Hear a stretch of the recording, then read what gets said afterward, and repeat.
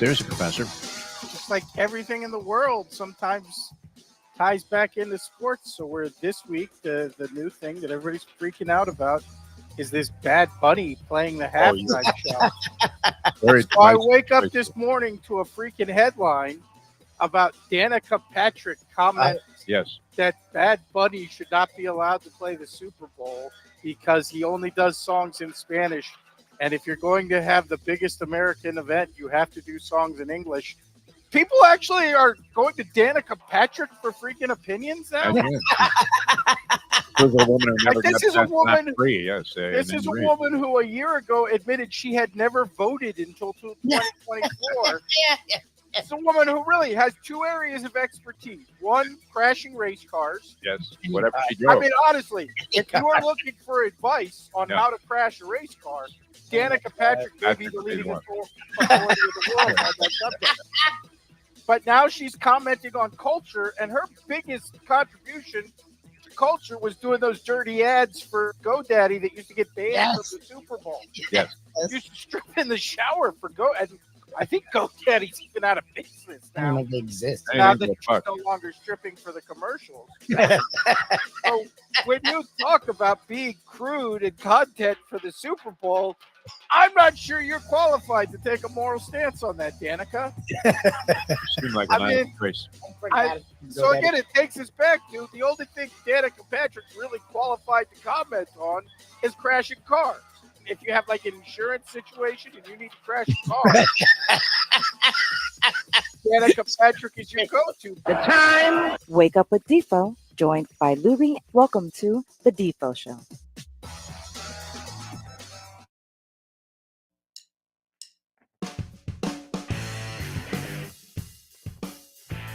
Hello, one and all. Sorry for the late start. Little Luca called me from the pen to do a little bit more feeding. I guess they call it cluster feeding. He's eating every 5 minutes right now. So it's a fun. And mom is not one for lack of sleep. So that's my role in the child rearing, is staying up a lot, not sleeping a lot, and doing lots of feedings and lots of diaper changes.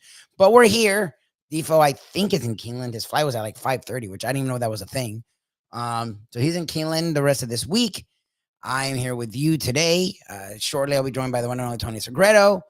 Thank you to Texas Roadhouse, as we will be kicking at old school. Ed Garcia should be joining us shortly thereafter. Talk a lot of college football.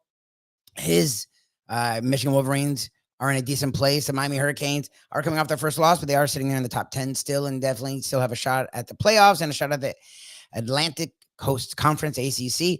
Our Miami Dolphins, that's very, very, very far away, championships and playoffs. And my Florida State Seminoles, same thing. Yes, I know USF is in the top 25, and USF is a playoff contender. I know UCF with Scott Frost is actually playing pretty good football. I have not forgotten those programs, but no one really cares about them. I'm sorry to tell you. Like Florida State, Miami are called the Big Three for a reason.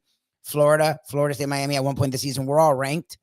Florida fell on hard times. A nice win versus Texas and a decent win this weekend over Mississippi State. But Billy Napier no longer will be the coach. Supposedly there was he was fighting over plays or something. Dude, your offense sucked. You should torch those plays. So Billy Napier, I am jealous of the Florida Gators because they did take action against their coach who clearly isn't right for that job. My Florida State Seminoles did not take action, and they're doing very much like the Miami Dolphins. Everyone knows the guy's going to be fired, but we're not firing him. Now, the Miami Dolphins, there isn't a buyout issue. Stephen Ross has just lost his mind when it comes to the Miami Dolphins. Florida State Seminoles, it's purely money. I mean, again, right now, I think the buyout's around 56 to 58 million for Mike Norvell. End of the year, I think it's 48 million. If you're going to fire him, I guess get every dollar you can. To me, it's just when you've watched Florida State the last month, they literally have regressed every week. I mean, they played what was supposed to be their easiest game of the season, and it came down to a last-second play that, yes, was a touchdown. By any metric, it was a touchdown. But playing this isn't Andrew Luck's Stanford. David Shaw's not on that sideline. Frank Reich's literally their interim coach. Andrew Luck just got there as, I don't even know if he's their AD, GM, whatever he is. Like, this is a Stanford program that is total in flux, total rebuild, and took Florida State to the wire and then beat Florida State. It was controversial, but it shouldn't even be that close. And when you watch Florida State, both sides of the ball, they have regressed immensely. I mean, especially from that Alabama game. And when you watch Mike Norvell, it's clear that anything he's doing or saying is not working. I mean, what I've seen and we've seen from Mike McDaniel down here in South Florida is what you're seeing from Mike Norvell in Tallahassee. And that's to me, that's when you just say, okay, like, and I get the money's big and I get it's tough to figure out over $50 million. But to have that guy go coach again is just, and I don't feel bad for him. He's making a lot of money. I mean, he made his bed. They extended the last assistants. They then fired the last assistants. They then brought in high-profile, high-priced assistants this offseason. Led to a big win over Alabama, and they've not been able to reach that level of play since. I don't feel bad for that. I don't feel bad for any of these guys. They're making millions of dollars. But it's like, at some point, don't you put the guy out of his misery? Like, to watch him go and try and coach his team again. It's like, literally, his players are making fun of him. That's happening with Mike McDaniel as well. It's like the mirror image when I watch both of those football teams. The defenses can't get off the field. The offense is supposed to be high flying, but is barely mustering points. The quarterbacks are supposed to be fun, and they're both struggling. And Tommy Castellanos, and Tua Tagovailoa. I don't know. To me, inaction, and I've said this the last few days, is the worst thing. Bad is horrendous. Good's the goal, but inaction, it's the worst. Like, I give the Gators credit. Like, the buyout was only 21, and I give Penn State credit. James Franklin buyout was in the 50 millions, and they didn't care. They've had this script replayed over and over again, and they said, okay, we're moving on. And it's clear Florida State will move on, but AD Michael offered this week, said, yeah, we're still looking at things. We'll assess at the end of the season. It's like, dude, you're just admitting you're going to fire him at the end of the season. That's the definition of blame duck. It's not even that a guy that doesn't have a contract the next year. It's a guy that this season has been horrible. They've lost 4 games in a row. They've lost 4 consecutive ACC games this year. They've lost, I think, 9 consecutive ACC games or some stupid. And the ACC is one of the worst conferences in college football. They go try, and they have a bye this week. Get rid of him. Like, to go trot him out in 2 weeks. I mean, that's going to be so, like, so just weird and awkward and strange. And I don't know. The whole thing's weird for both. Look, and the Dolphins, the same thing. You're 1-5. What are they? I think they're 1-6. Like, how can you be 1-6 and the coach still there? And again, they've gotten worse every week. I mean, the losses that they've suffered are brutal, to the point where you're playing a 1-5 Browns team and get demolished. And the Browns, I think, threw for under 200 yards. You lose by like 20-something points to a team, I think, that threw for under 200 yards. Like, it's just a comedy of errors when I look at both of those teams. USF is sitting there in the top 25, which is very interesting. And of the group of 5, I think they're the highest ranked. So they actually have a really good shot. They may have a better shot at making the playoffs than the Hurricanes at this point, just because what they play the rest of the year is nothing. And the Canes don't really control their own destiny. Right now, the Canes are 3rd in the ACC. It's hard for me to see 2 teams making the ACC championship game, Miami not making the ACC championship game, and trying to be the 3rd team in. It's funny, for only 1 loss, and they should be a top 10 team for a while, if not the rest of the season, they're not guaranteed a playoff spot. It's very weird what that loss will do for the Miami Hurricanes, but we'll see. Again, you never know. There's still 5 games left, a lot of season left. The World Series is set. That will hit the diamond this Friday. Dodgers, Blue Jays first time back in the World Series, and I think in over 30 years. The Dodgers have been a regular there the last few years. They are the defending champions. We'll see if they repeat. And this gentleman is a big fan of the World of Baseball, guy that was actually drafted and a guy that played in minor league baseball himself, the one and only Mr. Old School himself. Thank you to, again, Texas Roadhouse. Tony Segreto joins us this morning. What's going on? Good morning, Lubie. How you doing? I'm here. You know what? You're a great dad. Oh, yeah, well, you're a great dad. I'm trying. All these things mean a little bit more. You know, this you're a good husband too. So I'm trying my best. It's definitely different. It's not like I get tons of sleep already, so I'm sort of used to less sleep. But yeah, I will say, from 6 hours to 4 hours is a very big difference. That 2 hours. That 2 hours makes a huge. I can't wait till he starts sleeping longer. I know, I guess people must start sleeping longer, because I'm missing that 2 hours right now. I'll tell you that. But he's doing well, thank God. What time do you get up? We're doing this Fakakta split thing because we want to make sure both people get definitive sleep. But because my wife's not great at going to bed early, I'm the one that drew that straw. So I try to go to bed between 9 and 9:30, and I'm up at like 2 in the morning. So I'm getting like 4 to 5 hours of sleep, and then I stay with him until here I am. So and today a little bit later because he called for a little bit more food. He's going, I guess they call it cluster feeding, where like every 30 minutes he's hungry. So last night he was actually pretty good. He was sleeping from an hour and a half to 2 hours, but like when he would eat, he would want to eat and eat and eat. So Is Shirley pumping? we're doing all of it. We're doing what they call combo, and but I'm glad we're doing formula because the breast milk only feeds them so much. It's very thin, and it's good for them. There's a lot of nutrients and all that, but the formula is a lot thicker and a lot more filling. So at nights, I've been focusing on doing the formulas, and then during the day, we're doing her milk. And he's doing good. He's doing well. She's doing well. I went to the doctor yesterday. The doctor's like, beautiful baby. We're there for like 3 minutes. It was the shortest doctor visit I've ever had in my entire life, which is a good thing. He's like, he looks beautiful. He in 1 week he gained a pound. It's like, oh my god, this guy's eating. Yeah, no. He's. It took me like months to gain weight. He is an eater. Like this dude, for being premature, you would not know it. He left the hospital at 4'9". Last week was when we were there 5'2", and now he's at 5'11". Like in 1 week, he almost gained an entire pound. So he's doing well. Mama's doing well, and we'll find our sleep. We're dancing around because there's not a lot of fun to talk about when it comes to the world of football. The World Series is set, so I do want to talk to you about that because I know you're a big baseball guy, and Blue Jays back there since early 90s, the Joe Carter days, and the Dodgers are now a mainstay in the World Series. But before we get to that, we'll talk a lot. I just give it to you. You, a guy who are a staunch supporter of the Miami Dolphins and the Miami Hurricanes, as there is, but you've also become very honest in your days since removing yourself from working with these franchises / programs.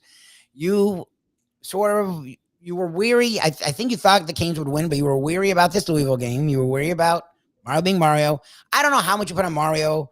Beck had 4, arguably 5 interceptions because he literally took one back that was a really bad roughing the passer call, and then you can't blame Mario. You can't blame him. What do you do with that game? What do you do, Mr. Kane? Louisville, good team. It was at home. It was a tough game. Miami gets a huge turnover late to have a chance to get back in it. They get the ball back. They almost tie it with a field goal, and that's when Carson Beck, in field goal range, throws one of the dumber interceptions you're going to see. That's the one place where people are blaming Mario, because if you're the head coach, don't you just say run, run, run? Like, to me, they had 40 seconds left, so I'd rather win it. Like, overtime's not guaranteed. So I thought that's what they were doing, but most people are like, those aren't play calls for someone who's trying to win it. Those are play calls for someone who's trying to kick a field goal. Okay, then why are you throwing it? Like, they had timeouts. I think they had 3 timeouts, and they were in field goal range. This kid actually who came in with who was 4 of 11 before this season has been really good, their kicker. That's where people are going, there's Mario. Instead of telling Dawson, run the ball here, that's supposedly, look, I don't know what to do with it because I've always given Mario crap, but I don't put that much on him from this game. People are just looking. Those people, I'm sorry to say, whoever you are, you're just looking for something to blame Mario. Plain and simple. I can't deal with it. Well, that's my thing. Look, and I get it's not all his fault, and again, it's not all his fault. And Miami played as well as they could play. They were outcoached, and outplayed. Plain and simple. Yeah, that's it. And it's going to happen. And look, that was my fear. Everybody has a game like this. There's not, I'd be surprised. I went out with my 2 college buddies last night. Okay, and we talked about the hurt, and one of them was a former Hurricane player, and one of them's a Hurricane booster like me. He's a Hurricane graduate, and three Hurricanes. Nice. And we said that there's not going to be one undefeated team in the college football playoffs. Yeah, I mean, I'm trying to think of who. Think about it. How many undefeateds are left? I mean, it's a Well, different. Ohio State's the only one. That's it. Yeah, that's it. And that's probably what it's going to be because the Big Ten isn't as scary as it was. Michigan, we'll talk about Michigan with Ed hopefully in the next 10 minutes or so. Michigan is good, but they're not the same thing. Bryce Underwood's figuring things out on the fly, the true freshman, the high paid true freshman. Penn State is a total disaster. The Big Ten's way down. Ohio State seems like it's going to run away with it. And look, in Ohio State, the way they've been accumulating talent, both via recruiting and the portal, has taken that Alabama slot and Georgia slot. Like Alabama, Georgia, Texas, have all done a really good job putting talent together. They pale in comparison. Ohio State is a freaking juggernaut. And that's what I'm trying to tell people. And when Miami was undefeated and people, oh, well, it's Ohio State and maybe Miami it's not. Like if you watch Ohio State, and yeah, they started slow versus Texas, and they had their moments versus Washington. And it's not even like the same kid's playing amazing. He's just doing his job, and their defense, which the last few years has been sort of a sore spot where they had talent, they had a good defense, not a great defense. Bringing in Matt Patricia, which came out of left field, he is literally treating them like an NFL defense, and their defense is lights out. And then you combine that with an offense that is so star-studded, it's ridiculous. Like, it's Ohio State than everyone else. So I'm curious. Look, I knew they wouldn't be undefeated. I thought Miami would lose a couple games. And again, they play SMU on the road, tough game. Pitt on the road, tough game. I don't guarantee they're going to lose one of those games. But Miami's always felt like they have some holes to me. Like all the things that people give them credit for, that's perfect if you keep it right there. All the things that people give them credit for, I don't know if they're as good as the defensive line. The ends are really good. The whole defensive line has you don't hear much from the tackles. It's not like the tackles explode things up very much. The linebackers are solid, but they're not. They were much better last year. And the secondary is a major issue. The secondary is a major concern. And on offense, Beck, if you give Beck all day, which he's going to get behind that line, the offensive line, because the offensive line is the biggest strength of the whole team. The right side's amazing. The left side's not great, but the right side's really good. And the center is really good. And he's been getting a lot of time. And when he has time, he's really good.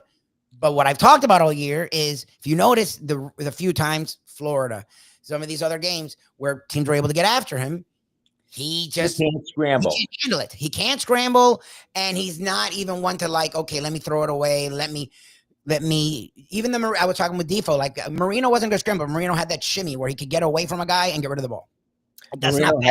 Marino had great footwork. Yes, and he was good at avoiding sacks. Like Beck, he would step to the side, step up, step back. He was just, and that's the thing is, and that's what I like when I watch FSU, and I'm like, what are you guys doing? Just bring pressure. Like Beck, the minute he sees pressure, he loses his mind, and you saw it that entire game. They were very aggressive. Louisville has one of the better defenses in the country, and it was on display. You don't think Stanford is going to come after Beck?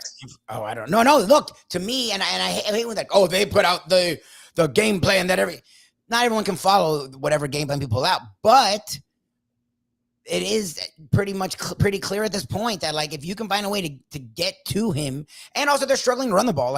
I know early in the season they put up big run stats and that overinflate.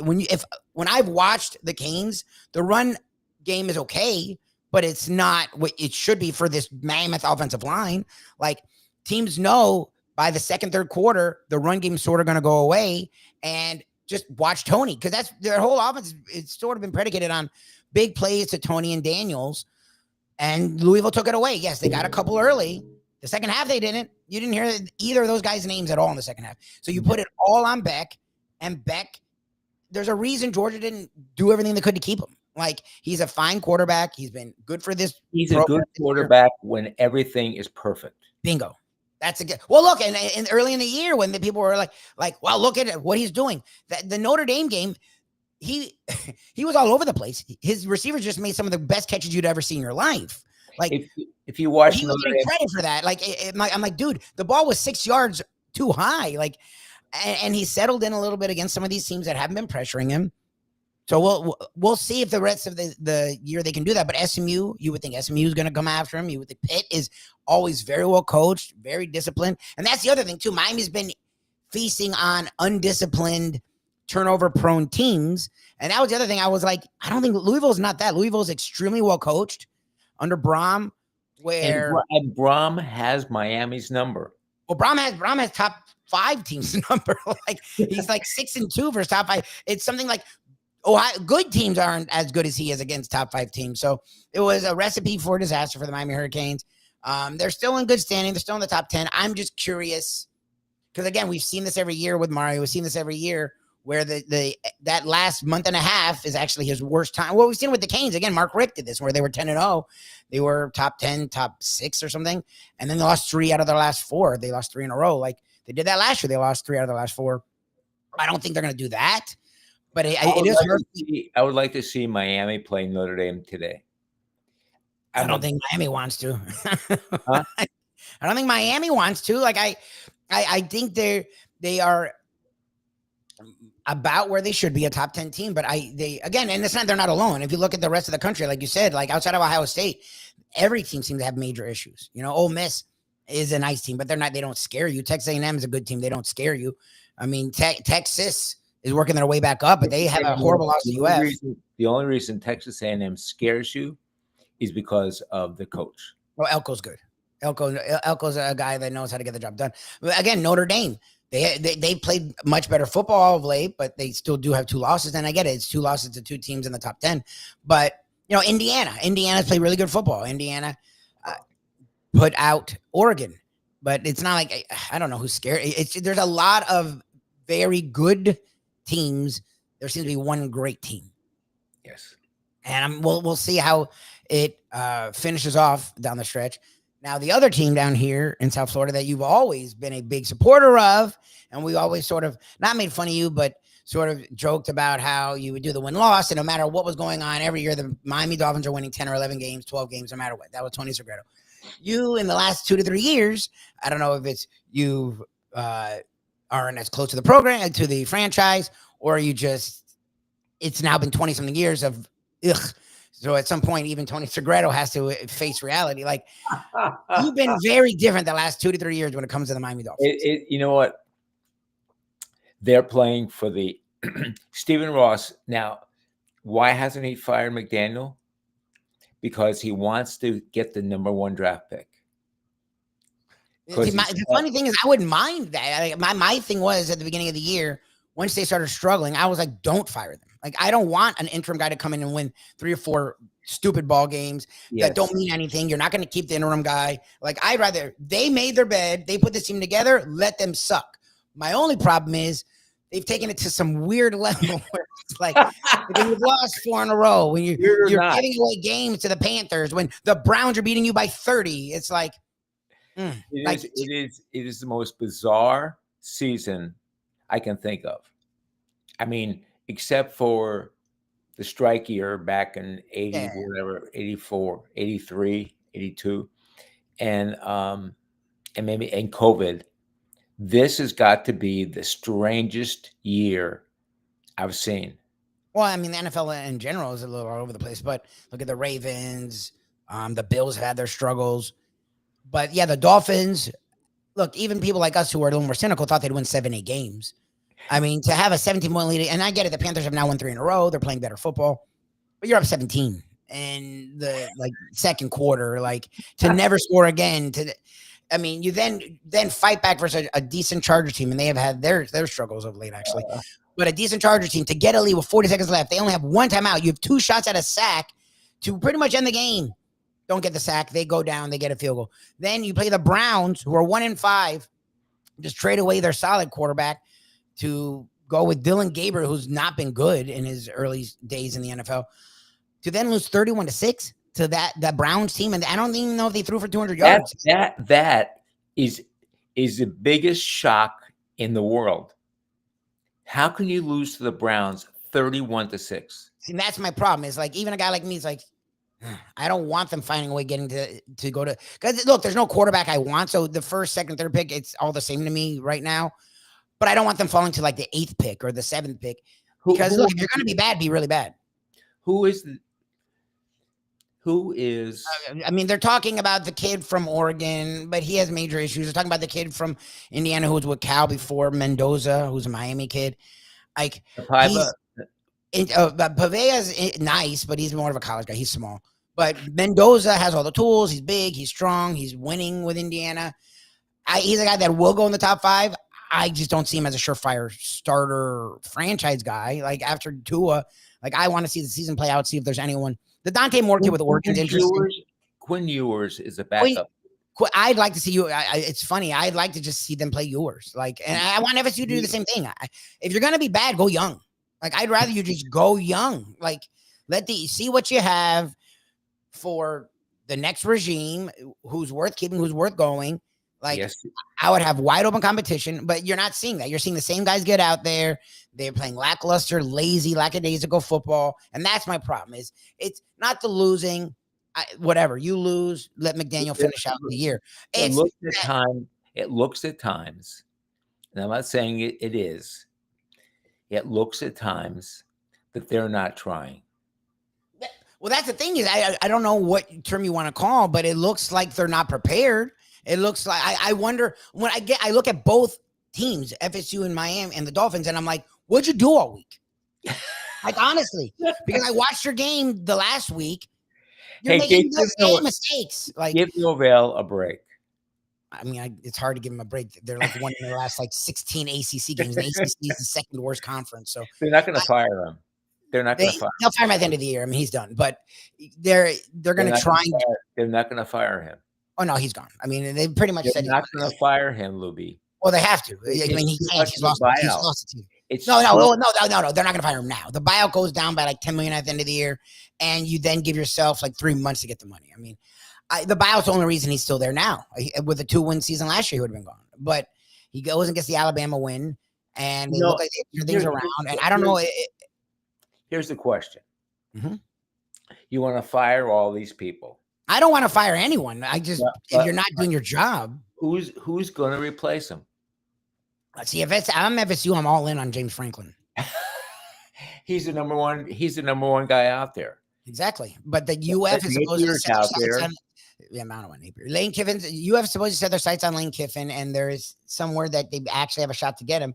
James Franklin did not win the big game at Penn State, but Penn State, that recruiting base is not the same thing as Tallahassee. Tallahassee is well regarded as the best recruiting base in the country because you literally have arms in Texas, Louisiana, Georgia, Alabama, Florida, and Mississippi, the whole Southeast, and you are and you're west, so you can touch the West. Like Tallahassee is regarded as like the holy grail of recruiting bases. That's something Franklin did not have at Penn State, and the Big Ten is arguably the best conference at times, but at least the second best conference, and he was competitive every year there. So the not winning the big game thing to me is annoying if I'm a Penn State fan, but if I'm a Florida State fan and I look at what he would be going up against in the ACC, I'd go all in on him. So have you ever been to Happy Valley? No, I've heard it's an amazing. I mean, it looks like an amazing experience, but it is the mecca of college football. I think. I mean, there are certain places in the country that you have to go to if you're a football fan, if you're a college football fan, and Penn State's one of them. Notre Dame is another. Oregon. Those are like 3 places that you got to go to. Even you don't have to be a fan. You can hate them, but you have to go and you see it. Yeah. Look, he was there. He didn't want to leave. It didn't work out there. But I think he's a guy that in Tallahassee now with a chip on his shoulder, he was very clear he's not happy. It's still his fault. They didn't you get to this plateau, they want more. I mean, and I totally get that. But he's who I'd be going after hardcore. Like I think he in Tallahassee. Oh, he's being talked to already. No. I mean, everyone wants him, and I get it. And the Gators are talking to him. Gators are talking to him because they actually got rid of their coach. Florida State still hasn't got rid of their coach. So I don't know. Look, Norvell's going to be there probably till the end of the year. I'm definitely not fighting that. And we'll see if they can find a way to get the funds to buy him out. But I think it's a when more than an if there. The Mike McDaniel one's interesting to me just because I think the FSU guys are trying. They're just lost. Like they're not improving, which is why I think it's time. Like once you stop improving, you're regressing. The Dolphins, I think they put all their eggs on Tommy Castellanos. Well, 100%. and that was a mistake. And they're paying for it now. Yeah, why not? He's, I guess, dinged up, so that's totally changed their offense because they need him to be more mobile, and he's not able to be as mobile since the Kent State game. So it's literally the last 4 games. I would go to the kid. I mean, again, when he's been out there, Sperry, he's looked interesting. And if you're going to be bad, I'd rather be bad and young. And I would say the same thing for the Dolphins. I don't know what Ewers is. Ewers hasn't looked good, but Tua hasn't looked good either. So put Ewers out there, see what he has. Again, put Ewers out there. It's just to do the same thing over and over and over again. They're trying to get a trade for Tua. That's all I can think of. Tua is gonna be a tough thing to sell to someone because that contract's ridiculous and he's injury prone, and now he has a turnover bug. So he's a good backup. I don't know. I actually don't know what Tua is because I was all in on the Tua train and I've had to pull back and just admit it is what it is. One man that is all in on all things college football and also has one of the top restaurant groups. I don't like saying chain groups in all the world. I think we just lost him actually, so that's great timing. And Garcia will be joining us shortly. We're going to take our break. We are with the one and only Tony Segreto. This is Kicking It Old School with Tony Segreto. Again, thank you to Texas Roadhouse. Shortly after the break, we will be joined by, hopefully, Mr. Texas Roadhouse himself, Ed Garcia. For Tony Segreto, I am Mike Lubie. We'll be back right after this on the Defo Show. Hey, folks, Tony Segreto here. Let me ask you a question. What do you look for when you go out to eat? Good food, obviously, friendly atmosphere, not too loud, but good energy, reasonable prices, and a place where you feel comfortable. All those ingredients, no pun meant there, are hard to find unless you're talking about the Texas Roadhouse. You see, they encompass all of those attributes. Really, really good food, amazing atmosphere, good for a family, good for a date, or just a night out for yourself, and prices that will make you extremely happy. Their ribs unmatched, steaks hand-cut every day. Everything, and I mean everything, is made on site, including their incredible bread. It's the one day, folks, that you can forget about low-carb diets. Trust me when I tell you, Texas Roadhouse, your restaurant, your destination when you say, where should we go and eat tonight? From the newly renovated sports bar to the beautiful bayside views captured at the Tiki Bar, Jimmy Johnson's Big Chill has it all. Located at mile marker 104, the Big Chill also offers waterfront dining while experiencing breathtaking sunset views of the Florida Keys. It's simply the hottest spot in the Keys to cool off. That's Jimmy Johnson's Big Chill at mile marker 104 in Key Largo. For more information, call today at 305-453-9066. Joe Bees. The bees collect the pollen, bring it to Joe, he packages it, and he gets it to you. It's simple, 100% natural, and it's good for you. There's only one place to get Joe Bees, and that's from me. Joe B. If you want to look and feel good, call 877-300-5632. What we gonna do right here is go back, way back into time. We are now kicking it old school with the one and only Tony Segreto. Brought to you by Texas Roadhouse. Tell me, doctor, where are we going this time? No Defo, but you do have the one and only Tony Segreto. And right now we are joined via phone because this gentleman has, I think, a dentist appointment. The one and only Ed Garcia joins us, Mr. Michigan himself. Good morning, Ed. How you doing? Good morning. Yes, and you are correct. Just had to get one in before I get back out on the road today. So I tried to do the laptop here from the lot, but can't get a good signal. Well, we appreciate you still joining us here. Hey, Ed, how are you doing? I'm doing fantastic. I actually was in Michigan this past weekend and nice. got to enjoy the Michigan-Washington game, which was absolutely fantastic. Couldn't stay long enough for the Monday night Lions game, which that was absolutely incredible. But back in Florida for a couple of days and actually head back to Michigan tomorrow. Going back to the Michigan game tomorrow? No. I'm just going back to visit family tomorrow for the day. So they're not playing tomorrow. I wish it would be at Lansing this weekend. It's Yes. Big brother versus little brother, and we've been seeing the rivalry happen all week. That's for sure. So Michigan is sort of finding its way. A nice win over Washington this last week. Washington has been a surprising team this season. Bryce Underwood is finding his game.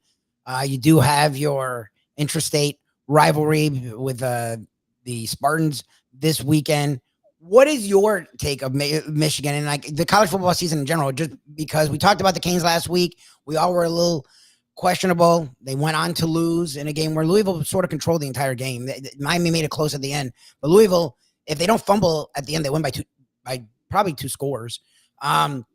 But Miami is still sitting there in the top 10. It feels like, and I hate to say this to you, Ed Garcia, it feels like it's Ohio State and everyone else. What are your thoughts as a guy who's a Michigan guy who has had Ohio State's number the last few years, including last year when they won their title? You sort of set them off into their frenzy. What is your thoughts on Michigan and from the college football season so far? Well, I mean, I feel Michigan overall is a very, very young team. They're still learning to coach. They're learning the offense. Defense, we do not have a lot of depth, and we're not consistent in, the defense plays that we call, which open up a lot of holes, a lot of chunk plays for the opposing team and things like that. Overall, I think they're going to be a force to reckon with the next few years because, again, Bryce Underwood just turned 18. Jesus. Now, college football as a whole, we've seen so many upsets this year, so many big changes, things going back and forth, and I'll tell you, it has not been good for my pocketbook because what I expect sometimes does not happen. And I think the big factor is NIL, where a few years ago, and Tony can probably speak a lot to this, you came, you played for your program, you played for your team, you played for your coach. And one of the number one questions, and again, I'm not in this position, but what I hear and kind of see is, what's my paycheck going to be? And that's not the mentality of winning. The passion is number one. And then, with the right passion, right results, then the paychecks will follow. So that's, I think, the big game changer. Hey, Ohio State's offense, no one can deny they are absolutely on fire. Very strong defense. A couple of big surprises with the Hoosiers going 7-0. I was going to say, like, what, as a Big Ten guy, you watch that football a lot more than I do. I've been trying to keep an eye on Indiana. The Indiana-Oregon game was very telling. It was interesting to see them because they do the thing where they don't play anyone out of conference. They usually miss 1 or 2 of Ohio State and Michigan. So it's helping them sort of pad the record, but they did go and beat an Oregon team that a lot of people have as a top 10 team. Signetti. What is Indiana? Like, what? Because I like Signetti a lot. The fact that they lost their quarterback from last year, brought in a new quarterback, and Washington's repeat, they're sitting there in the top 3. Like, as a guy who is a Big Ten guy, it must be mine. It's like Vandy in the SEC to watch Indiana, of all things, be good in football. But, like, how for real are they? Because you watch that conference a lot more than anyone. Like, last year, okay, fine. This year too, and they are very smart. They're very disciplined. They're very well. It's like the opposite of what I see when I see Florida State. Like, they're always around the ball. They don't make mental lapses. Signetti seems to have them in an interesting gear. Like, how for real do you consider Indiana? I mean, their offense is pretty incredible. They're getting, I want to say, somewhere over 43 points a game, which is absolutely incredible. Defense, I feel, is also very, very solid. And it goes back to what I said earlier, this small school, which, again, I say this with all the love in the world, I didn't really recognize had a real football program. So they didn't. When you have this group, I mean, there's a bond, there's a chemistry. We see it all the time in pro, college, and this, that. When the quarterback and the receiver or the halfback are clicking and they got that on the field, off the field passion, that culture, things are going to click. You know what to do. You're kind of thinking what your teammates thinking, and that's going to win you some games. And I think that's, what's brought Indiana to the forefront. And I'll tell you, 2 years ago, we played Indiana when that was almost a trap game for Michigan. When they won the national championship, that might have been one of our bigger struggles that year. So that is just, I think, a force that's been building up. Michigan, Indiana and Vanderbilt have to be the 2 biggest stories right now in college football. That's crazy. The college game day is going to be at Vanderbilt. Nashville, Tennessee. Vandy Bolt. Right. So crazy. Look, I think it's great for the sport, but like everyone's jumping. Oh, parody. I'm curious to see who's there in the end.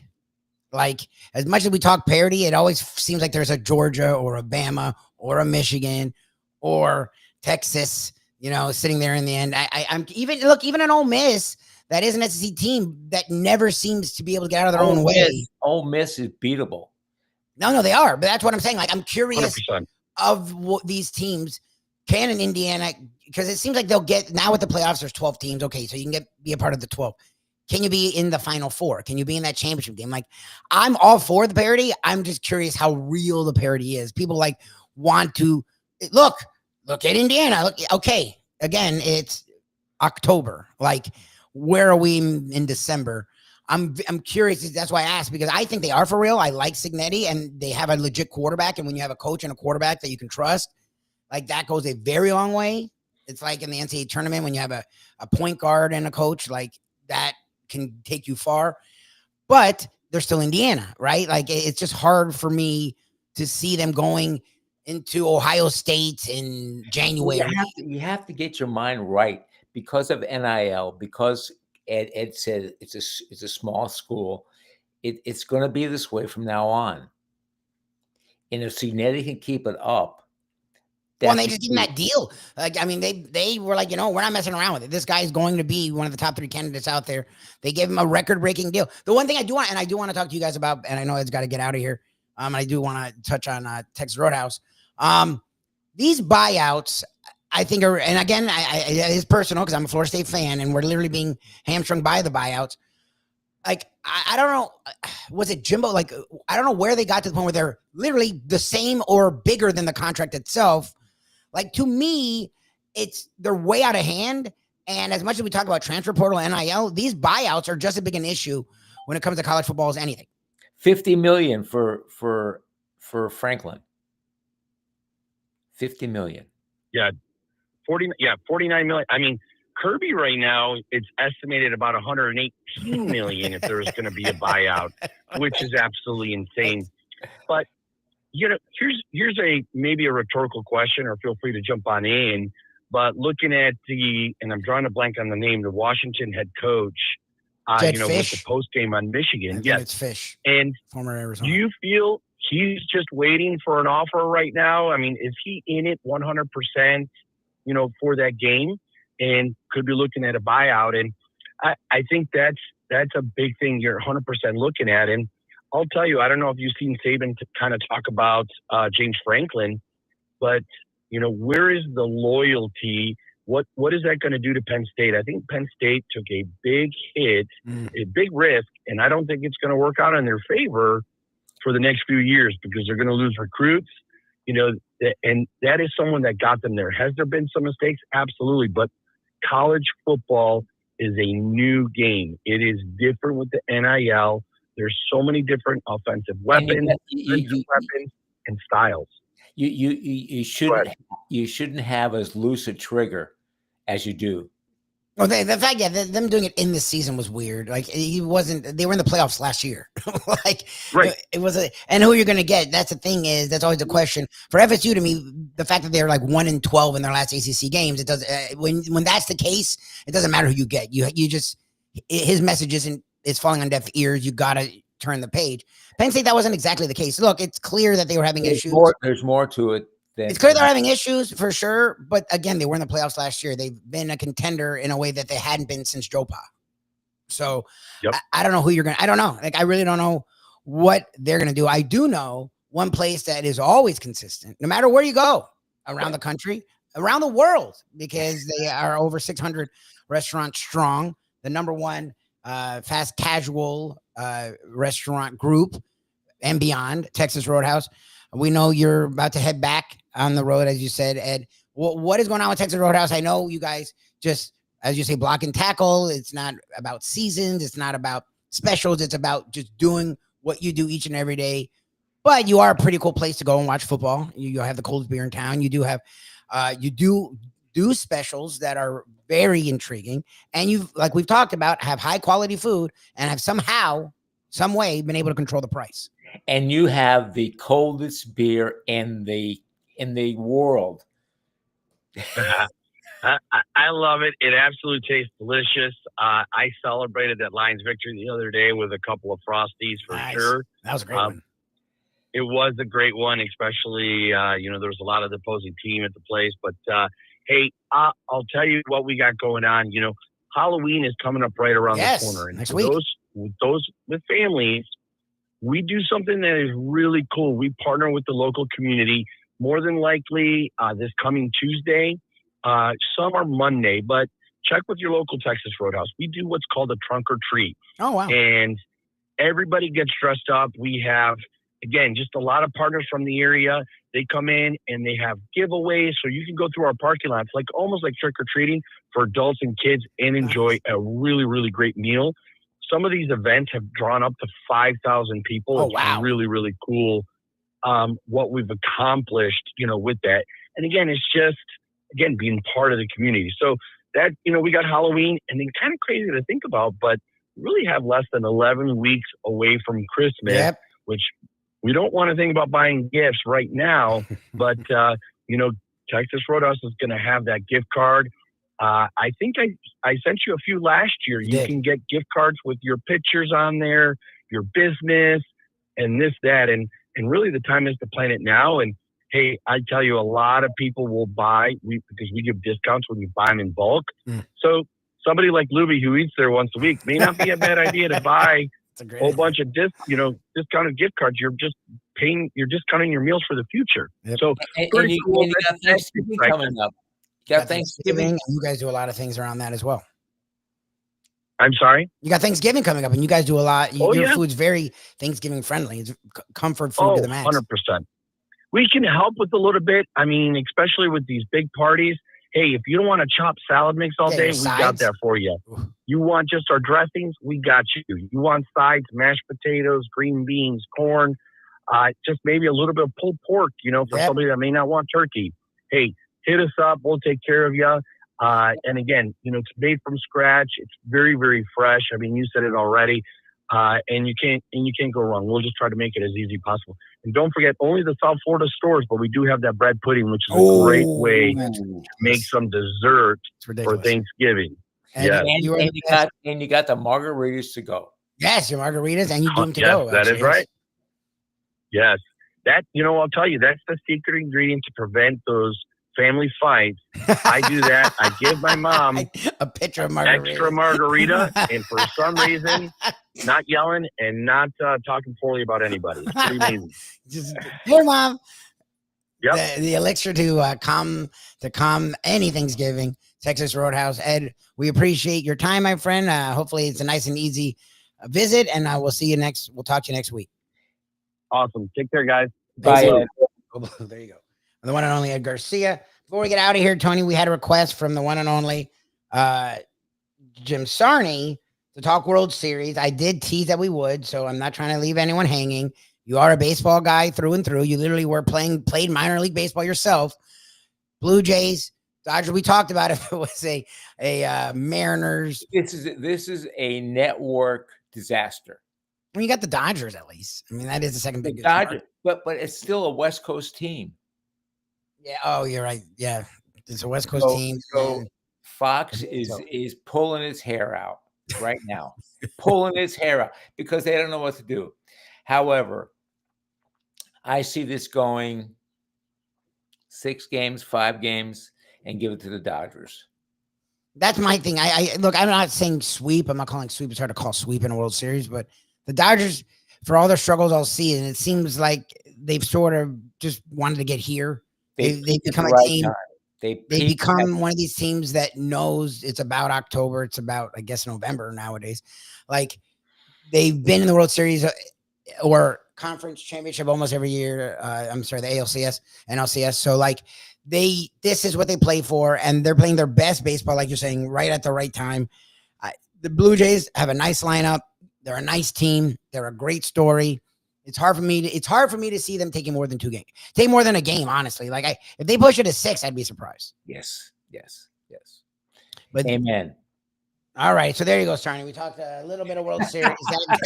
that hey, Jim, enjoy it.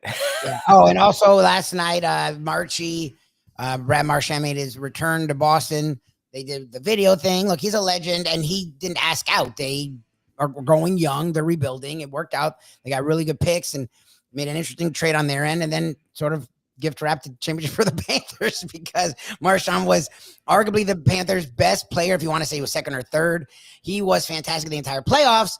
So thank you, Boston. I have nothing against the Boston Bruins because that trade was fantastic. They were able to get him for a good number and have him return. And in the stead of Barkov and Kachuk, the only reason they've sort of kept it going was because of Marchand, but they treated him well last night in Boston. Panthers did get off the schneid as they sort of fallen on hard times, winning 4-3 up in Boston. So good job, Boston fans, and great job, Brad Marchand.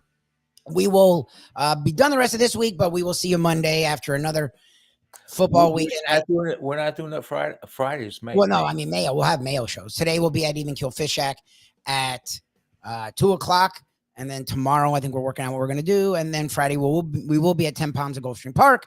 Defo and I are off the rest of this week. Defo will be back, and we will be back Monday. Hopefully, we'll have better things to talk about than what we've had to talk about. Tony, appreciate your time, my friend. Always thank you to Texas Roadhouse, and we will see you Friday, Mr. Tony Segreto, and we will see you guys bright and early. Today at 2:00 for Even Kill Fish Shack. Monday, 8:00 for Defo. I am Mike Lubie Lubitz. We'll see you Friday. We'll see you Friday. We'll see you Monday on the Defo Show. Let's go to eat a damn snack. Look what they done to my show.